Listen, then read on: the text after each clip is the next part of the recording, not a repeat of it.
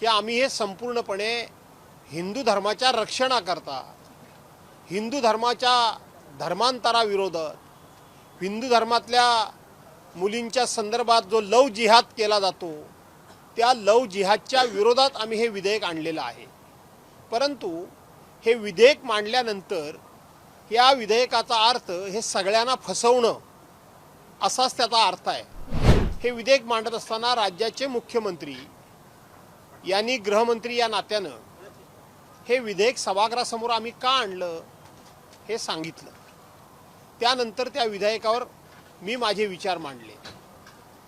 हे संपूर्ण अशा पद्धतीचं एक चित्र हे भारतीय जनता पार्टीचे लोक या महाराष्ट्रामध्ये असं निर्माण करत होते की आम्ही हे संपूर्णपणे हिंदू धर्माच्या रक्षणाकरता, हिंदू धर्माच्या धर्मांतराविरोधात, हिंदू धर्मातल्या मुलींच्या संदर्भात जो लव जिहाद केला जातो त्या लव जिहादच्या विरोधात आम्ही हे विधेयक आणलेलं आहे।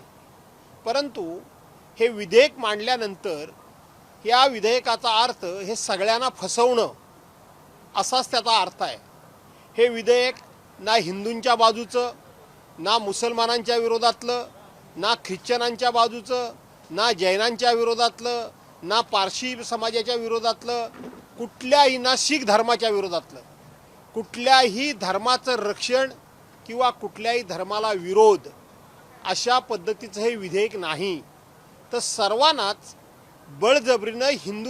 बळजबरीनं धर्मांतर केल्यास काय शिक्षा होऊ शकते, किती दंड होऊ शकतो, ते धर्मांतर करायचं असेल तर किती दिवस अगोदर त्यांनी संबंधितांना कळवलं पाहिजे, हे सगळ्या धर्मातल्या लोकांना बंधन केलेलं आहे।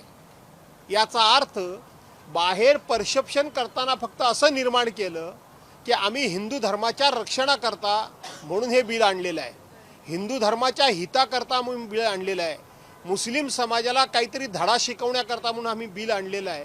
परंतु तशा अर्थाचं बिल नाही। हे स्वतः माननीय मुख्यमंत्री महोदयांनी स्वतः खुलासा केल्यानंतर आणि विधेयकाचा हेतू स्पष्ट केल्यानंतर तर समोर आलंच, पण ह्या विधेयकामध्ये सुद्धा कुठल्याही धर्माचं नाव सुद्धा साधं नाही।